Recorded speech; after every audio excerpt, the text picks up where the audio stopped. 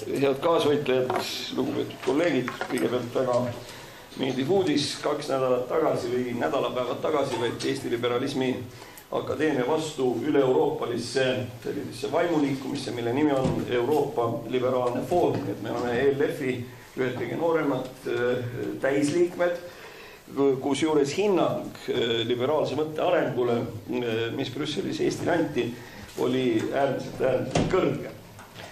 Nii et palju õnne teile ja teie eelkäijatele, et meid ka liberaalse mõtte seisukohalt võetakse Euroopas äärmiselt tõsiselt. Kuna mind hoiatati ette, mispärast ma pean siia tulema ja täpselt rääkima, siis ma teen selgeks kõigepealt paar lähteeldust. Esimene asi on see, meie viimase liberaalse kampaania käigus või reformierakondliku kampaania käigus on meile juurde tulnud 100 uusi inimesi. Need on kõik väga kenad, toredad inimesed, aga siin on olemas üks väike probleem.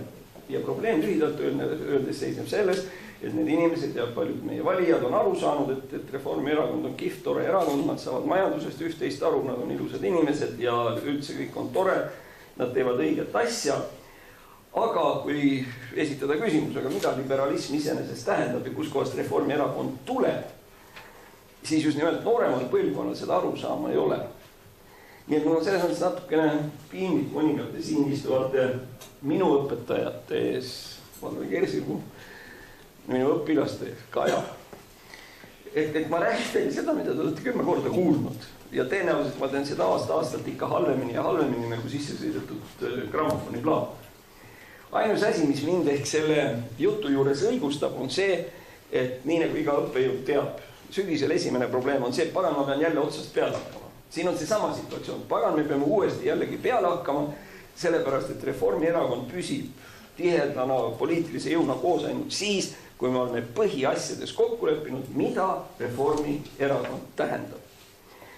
Minu ülesande erinevalt Andresest teeb lihtsaks see, et liberalism erinevalt majandusest ja liberalismi ideoloogia on pööraselt lihtne. Seal ei ole õieti midagi seletada. Ta on niivõrd elementaarne ja niivõrd lihtne, kui miski asi üldse olla saab. Ja mul on natukene muret, millega ma selle tund aega täis räägin, siis ma saaksin ka 2 minutiga hakkama. Aga sellepärast mul ei olegi nagu mingisugust suurt süstemaatilist loengut, et ära uinutada või midagi. Me räägime lihtsalt nipet-näpet siit ja sealt, et enam-vähem liberalismi hingudest aru saaks. Kogu liberalismi ideoloogia on kokku võetav järgmiseks. Esiteks, ühiskonna aluseks ja kõige tähtsamaks elemendiks ühiskonnas on üksik inimene, indiviid. Esimene eeldus. Teine eeldus. Iga indiviid käitub nii, nagu ta tahab. Kui teie tahate seda teha, tehke teie toda. Kõik on põhimõtteliselt teie enda otsustada. Üks leiab, et õnn on rahas, teine leiab, et õnn on reisimises, kolmas leiab, et õnn on näiteks joomises, miks mitte. Suitsetamis, see on tema enda valik.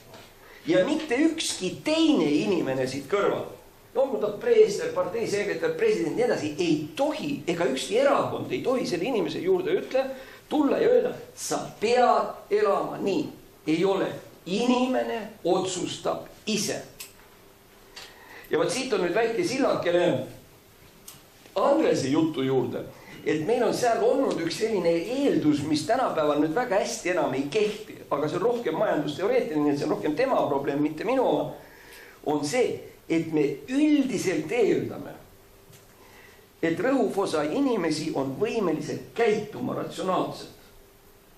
Nad teevad enam-vähem mõistlikke otsuseid. Lihtsalt kas või bioloogia pärast. Igal inimesel on enese alalhoiu instinkt. Inimene hoiab ohukohast eemale. Inimene ei taha tajuda valu, inimene ei taha surma saada, inimene läheb ohtlikust kohast kaugemalt mööda, nii edasi. Ja täpselt samamoodi ta käitub põhimõtteliselt ka äris. Et kui ma lähen poodi, siis ma ostan kõige kvaliteetsema ja kõige odavama asja.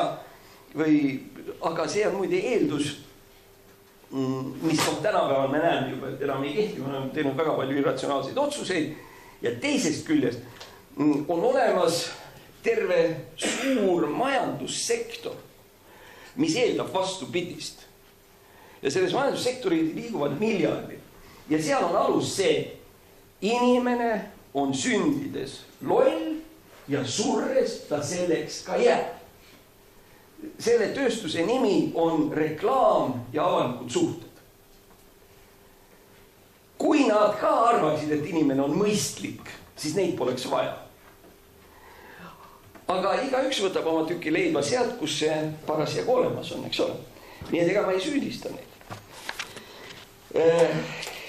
Nii. Nüüd, kui me lähme puht ajalooliselt tagasi, kus ja millal selline ideoloogia tekkis? Tähendab, Reformierakond inglise keeles teate on kirjutatud niimoodi, meil on visiitkaartide peal ka on see Reform, Estonian Reform Party / liberaalid. Kust liberalism tuleneb? Kordan, liberalismi idee, inimene on vaba ja ise otsustab oma saatusele, eks ole. See on see lähteeldus ja kõik keegi ei tohi teda segada.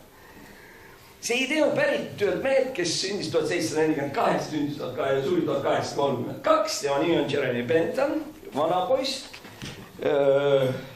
Tolleaegne London üks tuntumaid sommeliersid ja kaupmehi. Jeremy Bentham, kes kirjutas, no vaat seal on, kes tegelikult uurides kogu temale eelnevat filosoofiat jõudis järeldused. Sest enne teda oli ka igasuguseid filosoofiaid olnud. Ja üks õpetas ühte, teine õpetas teist. Need filosoofiad sageli omavahel ka ei klappinud. Võib-olla üks kõige kuulsamaid lauseid, mida sageli inimesed omistavad valesse kohta. Ma ei tea, ma vaatan, vanemad inimesed kindlasti teavad, aga nooremad. Kes on öelnud lause, käige minu sõnade ja mitte minu tegude järele? On kuulus lause. Aga kes ütles? 2000 aastat enne teda. Ühesõnaga, see on, ütleme, kristliku teoloogia seisukoht on see oluline inimene, et see on Seneca. See on Kreeka stoitsismi rajaja. Ja probleem oli nimelt selles, et Seneca jutustas karskust, tagasihoidlikust harmooniat loodusega, palvetamas käimist, oliivipuude all ja igasugused muid selliseid asju, mida ta ise mitte kunagi ei teinud. Sest ajalooürikutel teada oli tegemist inimesega, kes ei pidanud piiri absoluutselt mitte milleski. Prassimised, joomised, naised, reisid, verised vaatmängud, ta lubas endale seda kõike. Ja sellepärast ütles, et sellised lõbud, need on peenemate inimeste jaoks. Kuulake, mis ma õpetan, olge kained, karsked ja kasinad. Aga ärge elage nii, nagu mina elan, sest vähestele on see antud. Võt selliseid igasuguseid õpetusi, kuidas elada, oli enne Benthamit olnud ka palju. Aga Bentham oli nüüd esimene mees, kes tegelikult ütles nii, et mis on hea, mis on halb. 1000 inimest on kirjutanud, mina ei tea. Aga kaks asja, mida ei pea tõestama ja mis on inimese jaoks kindlalt ja alati antud. See on õnn, nauding, rahuldus, hea enesetunne. Ja teiselt poolt on inimesele antud kannatus, valu, õnnetuks olemine ja nii edasi. Ja need on kaks äärmust, mis on absoluutselt igal inimesel, muidega nagu igal loomal olemas. Ja järelikult saab ühiskonna kui terviku eesmärgiks olla ainult see, kuidas teha nii palju inimesi õnnelikuks kui võimalik ja vähendada õnnetusi nii palju kui võimalik. Aga nüüd tuleb üks vahe liberaalide, see Benthami eelkäija. Ja teiste vahel oli see, et kõik Benthami eelkäijad olid püüdnud selgeks teha, kuidas peab õnnelik olema. Nad ei öelnud, et mine naudides, et sa pead elama nii ja nii. Muide, selle vastan, sellise hedonismi või õnnenautluse vastan, on olemas teatud osa inimesi, kes, selles on midagi perversset, aga lõpuks kahte nende asi, on see, kes naudivad kannatusi. Mungad üksikkongides. Siis need, kes käivad rongkäigus ja piitsutavad oma selgu veriseks ja nii edasi, igasugused muid asju.